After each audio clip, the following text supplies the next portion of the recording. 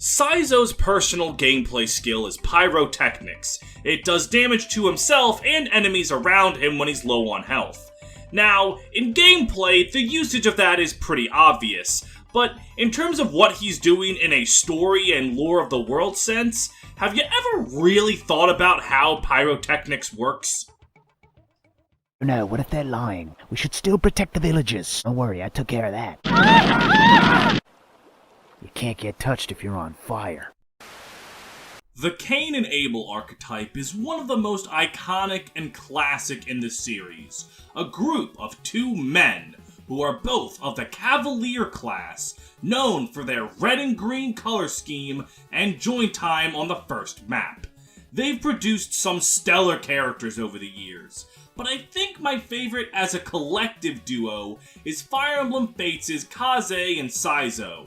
Being ninja brothers is just a neat take on the trope, and both are fantastic characters.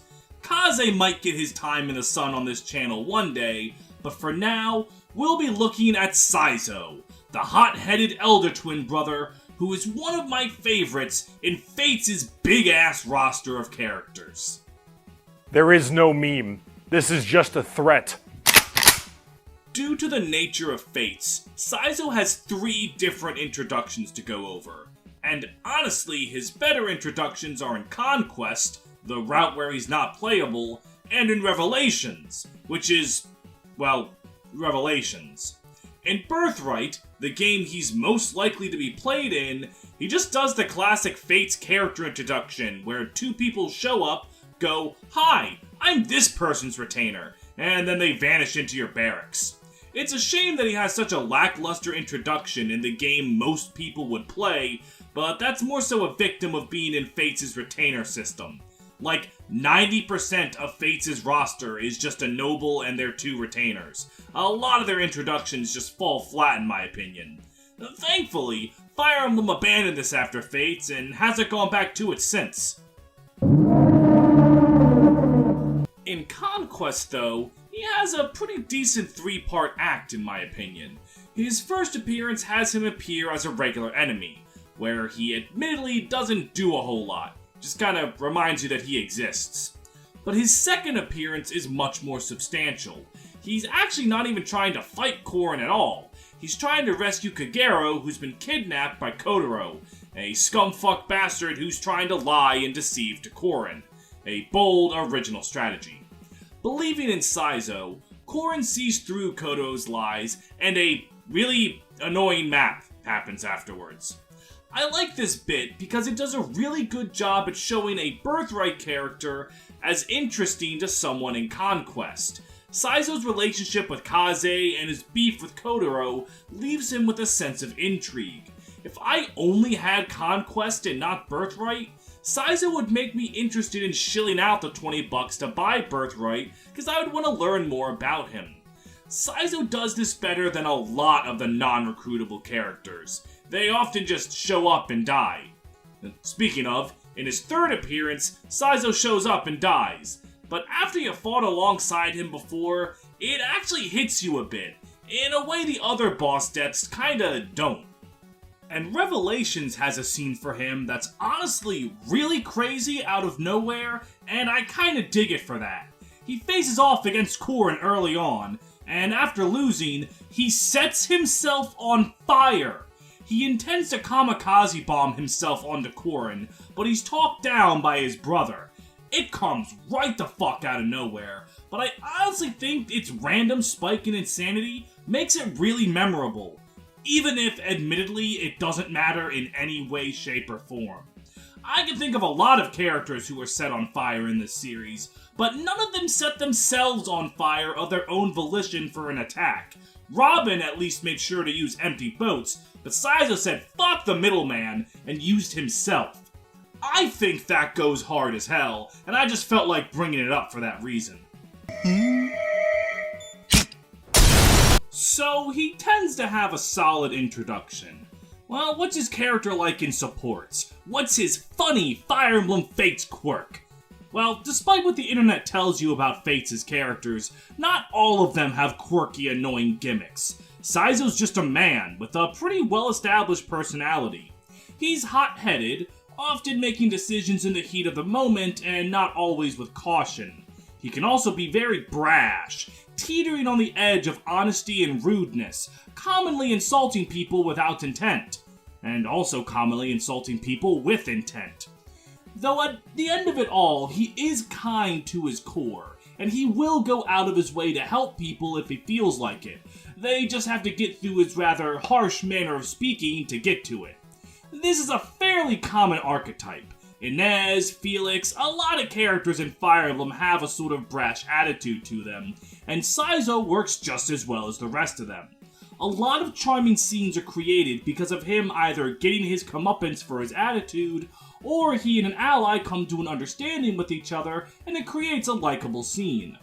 To give some of my favorite examples, his supports with Setsuna are him losing his mind at the fact that a woman as dumb as Setsuna is allowed to exist. Seriously, it is hilarious how he slowly gets more and more agitated with every word Setsuna says. It's great. Orochi's another funny one, where due to Saizo's hot-headed nature, she accidentally causes him to run off and tell everyone that he pissed himself when Orochi read him a dark fortune when he was a little boy. Just imagine minding your own business, and then Saizo suddenly appears to say, "I was only a child, it's normal to piss myself." That's just comic gold to me. And then there's his Charlotte support, where he catches on to Charlotte's gold-digging facade immediately, and the two then proceed to shit-talk each other for, the entire support. Saizo's more simplistic supports do a very good job at making his rougher attitude the butt of the joke, often at his expense, but it never goes too far and makes him an asshole for no reason. It's fun to laugh at him, because he often brings it upon himself, but you don't outright hate him, and you can enjoy the moments where he's allowed to be nice and thoughtful. He's like Donald Duck in that regard. He's very fun to laugh with, and just as much fun to laugh at. You know, Saizo and Donald Duck are the same character. That's the thesis statement I'm trying to give here. But you don't come to character analysis videos to analyze how well the simple stuff works, you come to see the trauma and how that affects their character. Well, Saizo is the fifth in line of Saizos, all powerful ninjas who serve Hoshido's royal family. So when you're in a legendary bloodline, you naturally feel a lot of pressure, and that explains some level of his attitude and seriousness. He was literally bred to be that way. But he also has the RPG classic of dead parents. His father specifically was cut down by Kagero, the ninja I was talking about in Saizo's introductions. So you have a bit of a revenge story in the chapters where Kotaro's the boss, and it leads to a really cool boss conversation if you have Saizo land the killing blow. To fell both father and son with the same blade. How poetic. I'm about to rewrite your poem. Please, if you're anything like your father, you won't land a single blow.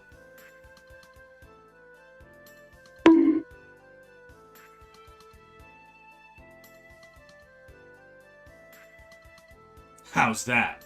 Did I land a single blow?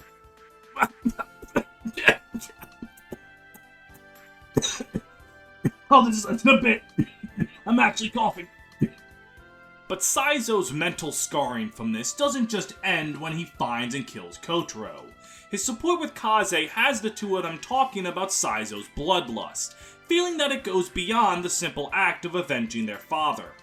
This leads to Saizo explaining that he actually managed to track down his father's murderer years ago, but he was careless when he was in enemy territory, and that's why he lost one of his eyes. And because he was too prideful to admit his failure, he kept it a secret from Kaze. But this doesn't bother the green-haired fellow, saying that Saizo can allow him and their entire clan to carry the burden too, saying that they'll all be his eye for him, leading to a tender moment between the two brothers. This support works for a lot of reasons. First, it's a classic lesson in not letting your emotions bottle up, and instead to talk to the people who care about you when something's bothering you. It's a lesson I will never shame no matter how many times I see it, because it's an important one that people will always need to learn. It's also a very good moment of Saizo being vulnerable.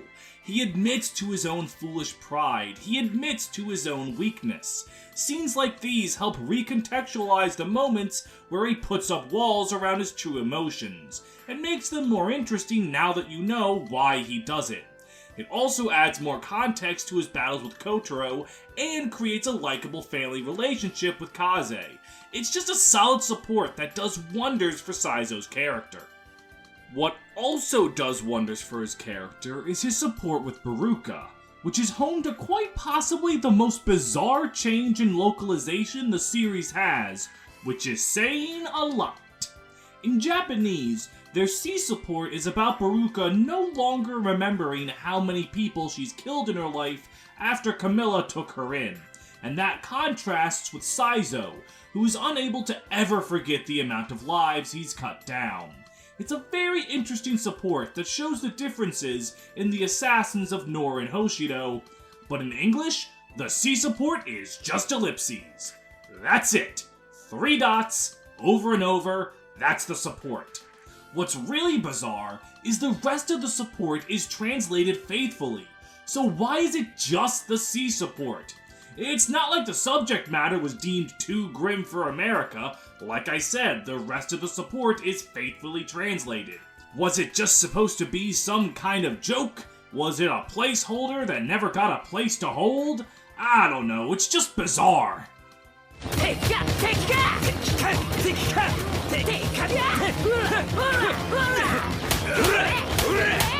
But the support itself is really solid, with Saizo and Beruka recounting a tale where their paths once crossed. Saizo was hired by Family A to kill Family B, and Beruka was hired by Family B to kill Family A.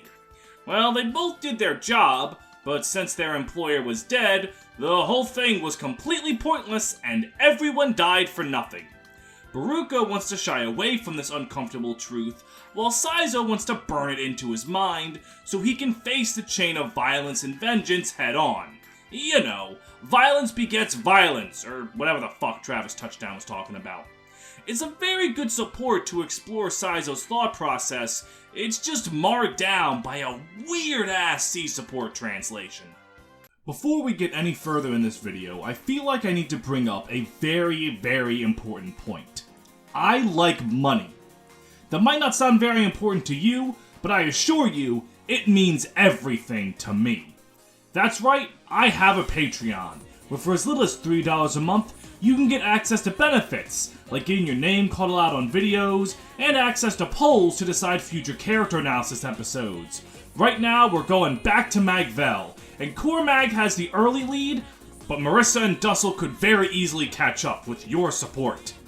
My patrons include the likes of Adebayo Thompson, Andrew Crockett, Bean Juice, Benz Again, Dr. McBackstab, Fireman Lord, Great Riek, Hell on Heelys, Ichigo D. Camus, Jaeger Guts, Kenpachi, Shiro Uzumaki, Kiri Yamato, Kratos, Car Ansible, Frederick Series, Balsara Hakuman, The White Void, Despacito 2, Lysevening Vault, Martha Valiant War Criminal, Morga Lorgan, Nevix the Tourmaline Project Creator, Shen Lu, Steph D, Tato, the world's most unironic 8.5 tail stand, Walmart Greeter, Your Girl Owen, Alexis Oveja, Brentendo 11, Drew Hack, Ginger, Goo Goo Gaga, Cornelia Milkers 92, and Upscale Furry Trash. Thank you all for your continued support, and I will get back to Saizo starting...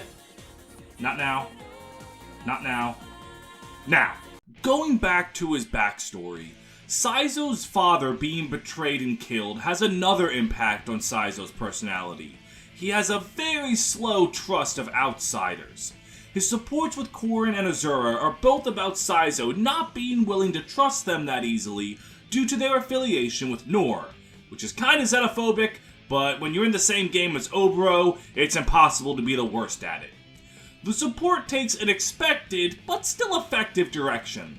Saizo realizes that they aren't bad people and learns a lesson about letting his guard down and being more willing to accept people. They're both sweet supports. I also like the contrast between him and Kagero, who both spy on Korin, but with different degrees of intensity. You will be under my protection day and night without fail. Okay, well, I really need to go use the bathroom. You will be under my protection day and night, with exceptions. I will vanish whenever you need privacy. Whoa! All you need to know is that I'm watching you, always. Even when... especially then! Saizo, wait! Speaking of, his support with Kagero is also really cool because it shows a type of relationship that's really uncommon for JRPGs. The two of them are ex-lovers. The support does a good job of showing how they were once in love. Their drive and their work as ninjas and their kind hearts easily work as a couple. But it also shows why they broke up. Their own stubbornness in their ways makes it clear how conflict arose between them, and it does this without feeling the need to flash back to, like, the moment they split. It lets you think for yourself, and you can kinda see how their arguments led to a breakup. I like that neither Saizo nor Kagero is the bad guy in the romance. It's just a difference in who they are, and their ability to be cordial with one another is really nice to see. In most media, if a couple is split apart, it's normally because one of them has died a tragic death in the other's sad anime backstory, or the alternative, they absolutely hate each other. And don't get me wrong, bitter exes have been done plenty of times in both drama and comedy, and it's been done well. But in real life, a breakup doesn't always have a bad guy. I've seen it multiple times with my own friends that sometimes breakups just happen. So seeing Saizo and Kagero be amicable with each other is a fresh perspective to me that makes it more interesting than them just being bitter. My only complaint is that they can still hook up in the end. I know this is Fates, every man must be able to have sex with a woman so baby units can happen because it worked in Awakening, but I feel like it would have been way more interesting if they just accepted that they didn't work as a couple but worked as friends. I guess it does have a good moral about being willing to compromise, but I thought the compromise was already understanding that they could be friends. I don't know, maybe that complaint's just a me thing.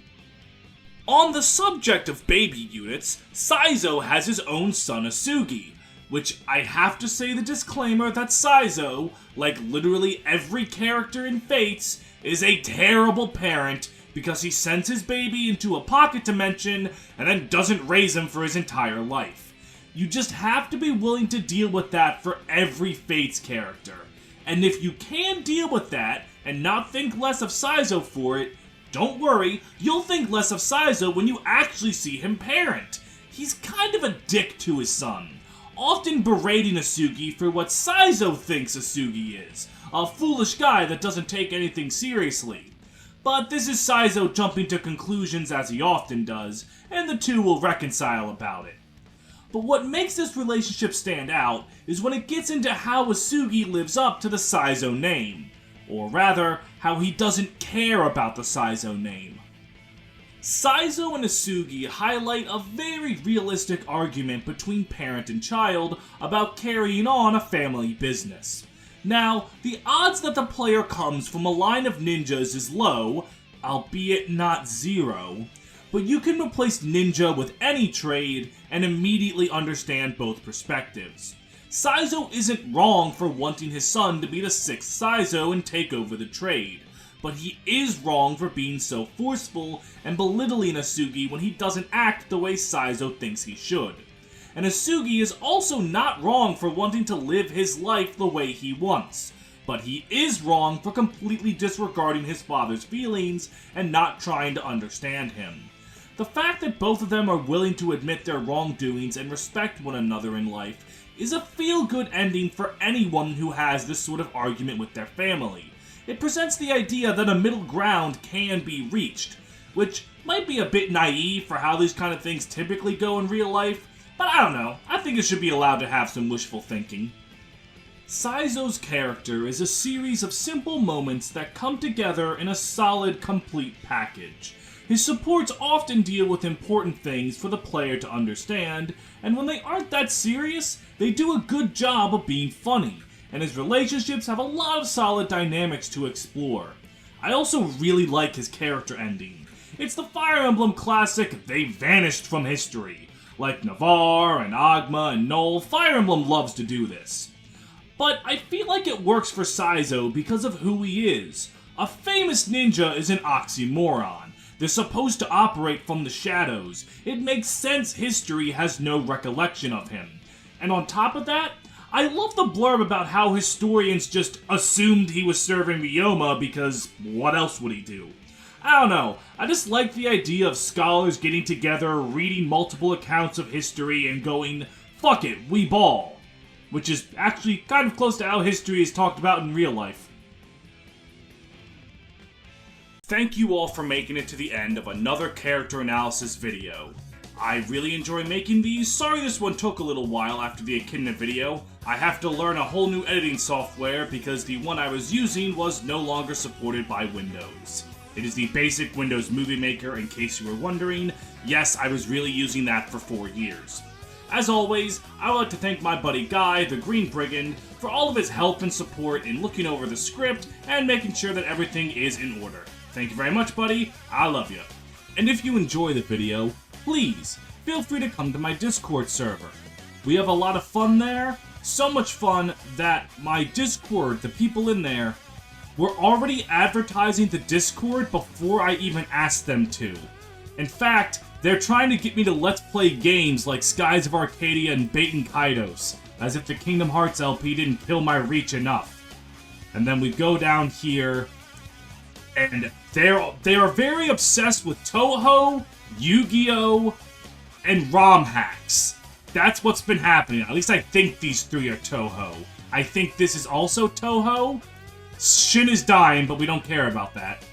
Ash drew this, which is simply beautiful, by the way.